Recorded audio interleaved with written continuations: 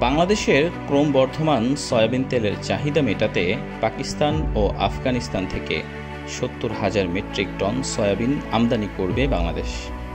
বেশ কয়েক মাস যাবৎ বাংলাদেশে সয়াবিন তেলের বাজার ঊর্ধ্বমুখী। এজন্য বিশাল পরিমাণ সয়াবিন আমদানির ঘোষণা দিয়েছে বাংলাদেশ সরকার। পাকিস্তান বিশ্বের অন্যতম সয়াবিন রপ্তানিকারক দেশ। এবছর দেশটিতে প্রায় ২৫ লক্ষ হেক্টর জমিতে সয়াবিন চাষ হয়েছে। বাংলাদেশের সয়াবিন তেলের বাজার দখল করে আছে মূলত ভারত, ব্রাজিল ও কানাডা। মূলত এই তিন দেশ থেকেই সর্বোচ্চ পরিমাণে সয়াবিন আমদানি করে বাংলাদেশ। বাংলাদেশ এখন সয়াবিনের বিকল্প বাজার অনুসন্ধান করতে শুরু করেছে। এজন্য সয়াবিন আমদানিতে পাকিস্তান ও আফগানিস্তানকে প্রাধান্য দেওয়া হচ্ছে, কারণ এই দুটি দেশেই দক্ষিণ এশিয়ায় অবস্থিত, যার ফলে বাংলাদেশ চাইলেই ভারতের বিকল্প হিসেবে এই দুটো দেশ থেকে দ্রুত সয়াবিন আমদানি করতে পারবে। বাংলাদেশ বিশ্বের তৃতীয় শীর্ষ সয়াবিন তেল আমদানিকারক দেশ। বাংলাদেশে সয়াবিন তেলের চাহিদার সিংহভাগই আমদানির মাধ্যমে পূরণ করা হয়। গত এক দশকে বাংলাদেশের সয়াবিন আমদানি নির্ভরযোগ্য গন্তব্য ছিল ভারত, কারণ ভারত বিশ্বের সবচেয়ে বেশি সয়াবিন উৎপাদনকারী দেশ। কিন্তু বিভিন্ন সময়ে দেশটিতে সয়াবিন তেলের রপ্তানির ওপর অতিরিক্ত শুল্ক আরোপ করে, যার ফলে ভোগ্য পণ্যটির দাম বাংলাদেশে বেড়ে যায়।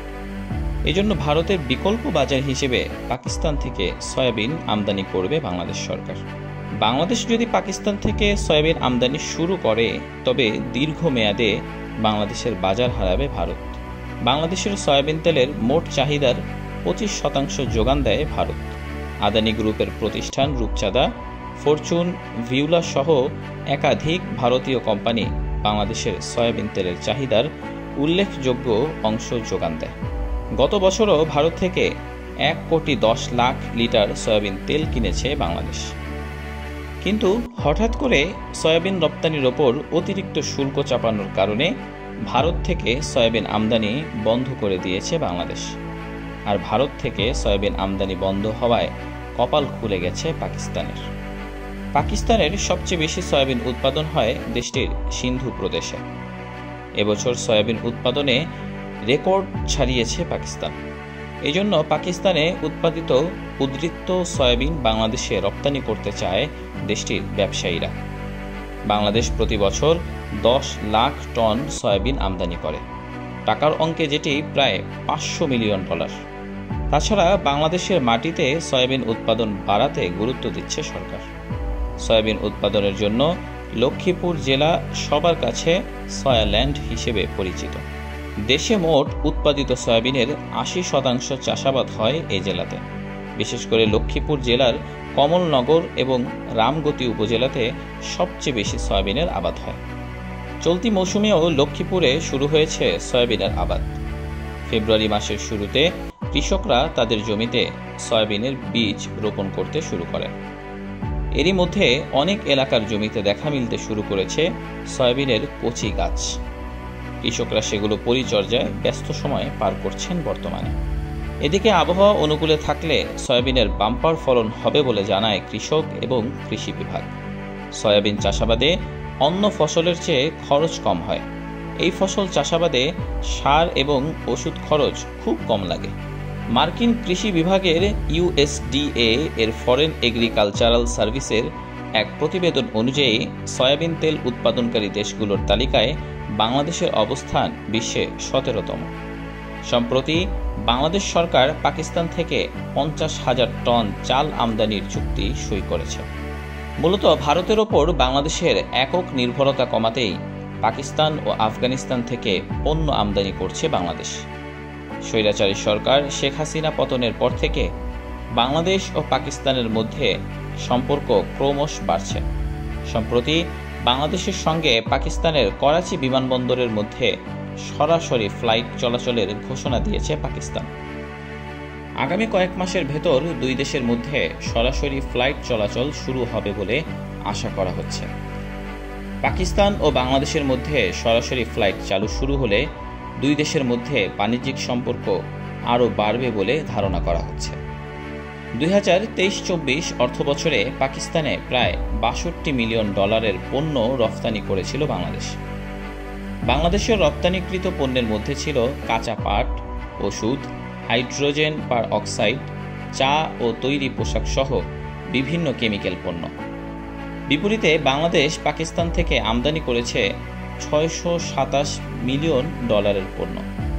এর মধ্যে রপ্তানিমুখী শিল্পের কাঁচামাল, সুতা, কাপড় ও প্রস্তুত চামড়া ছিল প্রায় 79%। জাপানের সংবাদ মাধ্যম নিক্কেই এশিয়ার প্রতিবেদন অনুযায়ী পাকিস্তান ও বাংলাদেশের মধ্যে বাণিজ্য বিধি নিষেধ দূর হলে 1 বছরের মধ্যে বার্ষিক বাণিজ্য $3 বিলিয়ন পৌঁছাবে। সাম্প্রতিক সময়ে পাকিস্তানের করাচি ও চট্টগ্রাম বন্দরের মধ্যে জাহাজ চলাচল শুরু হয়েছে। পাকিস্তান বাংলাদেশিদের জন্য ভিসা ফি বাতিল করেছে। এছাড়া বাংলাদেশি নাগরিকদের জন্য অন অ্যারাইভাল ভিসা সুবিধা দিয়েছে পাকিস্তান। এর অর্থ হচ্ছে বাংলাদেশিরা এখন পাকিস্তানে ভিসা ছাড়াই যেতে পারবে।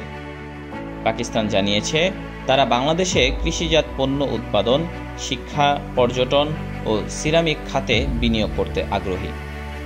বাংলাদেশের কৌশলগত খাদ্য নিরাপত্তা নিশ্চিতের জন্য পাকিস্তানের সাথে বাণিজ্যিক সম্পর্ক রাখা অত্যন্ত গুরুত্বপূর্ণ, কারণ ভারত প্রায় সময়ই বিভিন্ন অজুহাতে বাংলাদেশের বাজারে নিত্য প্রয়োজনীয় ভোগ্যপণ্য রপ্তানি বন্ধ করে দেয়, যার ফলে বাংলাদেশের বাজারে কৃত্রিম সংকট সৃষ্টি হয়।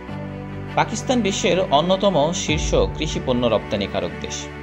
দেশটিতে গম, ছোলা, পেঁয়াজ, রসুন সহ বিভিন্ন কৃষি পণ্য উৎপাদন হয়। পাকিস্তানের সাথে বাণিজ্যিক সম্পর্ক থাকলে ভারত পণ্য রপ্তানি বন্ধ করে দিলেও পাকিস্তান থেকে পণ্য আমদানি করতে পারবে বাংলাদেশ। তাছাড়া সামরিক দিক থেকেও ঘনিষ্ঠ হচ্ছে বাংলাদেশ ও পাকিস্তান।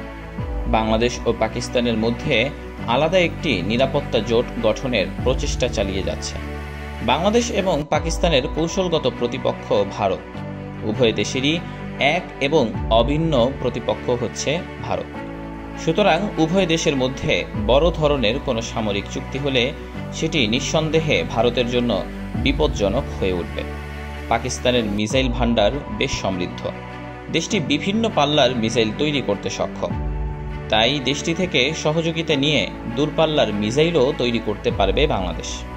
আর বাংলাদেশ শক্তিশালী দেশ হলে সেটি পাকিস্তানের স্বার্থের জন্য লাভজনক বলে বিবেচিত হবে, কারণ ভারত দুই দিক থেকে দুই শক্তিশালী প্রতিবেশীর দ্বারা চাপে থাকবে।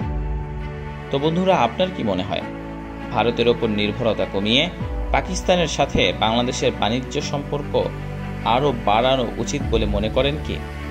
আপনার মূল্যবান মতামত জানিয়ে দিন আমাদের কমেন্ট বক্সে। দেখা হবে পরবর্তী কোনো ভিডিওতে। সে পর্যন্ত ভালো থাকুন। আল্লাহ সকলকে সুস্থ রাখুন। আল্লাহ হাফেজ।